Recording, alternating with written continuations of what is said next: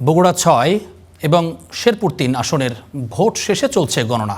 এর মধ্যে শেরপুরের একটি কেন্দ্রে পুলিশ বিএনপি কর্মীদের মধ্যে সংঘর্ষ হয়েছে। পরে অনিয়মের অভিযোগ এনে ভোট বর্জন করেন জামায়াতের প্রার্থী। বগুড়ায়ও পাল্টাপাল্টি অভিযোগ করেছেন জামায়াত আর বিএনপির প্রার্থীরা।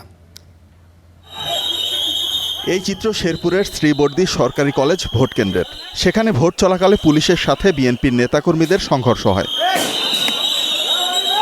পুলিশ জানায় দুপুরের দিকে কেন্দ্রের বাইরে বিএনপির প্রার্থীর সমর্থকদের মধ্যে হট্টগোল হয়। সরিয়ে দিতে গেলে বাধে সংঘর্ষ, চলে ধাওয়া পাল্টা ধাওয়া। আহত হন 2 জন পুলিশ সদস্য।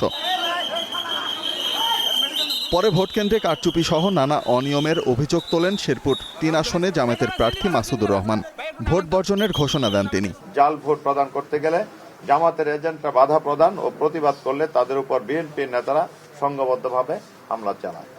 এরকম পরিস্থিতিতে আমি নির্বাচনকে বয়কট করলাম। জামায়াত প্রার্থীর অভিযোগ সত্য নয় বলে দাবি করেন বিএনপির প্রার্থী মাহমুদুল হক রুবেল। এই নির্বাচন অত্যন্ত সুশৃঙ্খলভাবে, সুন্দরভাবে এলাকার লোকজন শেরপুর 3-এর উৎসবমুখর পরিবেশে সকাল থেকে ভোট দিতে তারা আসছে।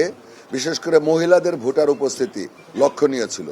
একই দিনে ভোট হয়েছে বগুড়া 6 আসনে। নির্বাচনে ভয়ের পরিবেশ সৃষ্টির অভিযোগ করেন জামায়াতে ইসলামের প্রার্থী আবিদুর রহমান।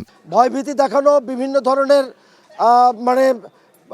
মব সৃষ্টির চেষ্টা করা, গতকাল রাতে যে আমাদের কর্মীকে মারপিট করে আহত করা হলো, এগুলো বাংলাদেশের দলীয় সরকারদের নির্বাচনের কালচার। তবে সুষ্ঠু ও নিরপেক্ষ পরিবেশেই ভোট হওয়ার কথা জানান বিএনপির প্রার্থী রেজাউল করিম বাদশা। উদ্দেশ্যমূলকভাবেই কিছু কথা বলছেন, বিতর্ক সৃষ্টির জন্য, কিংবা আগে থেকে একটা প্ল্যান ওনাদের করা আছে যে এই সিটটাকে বিতর্ক করা যায় কিনা।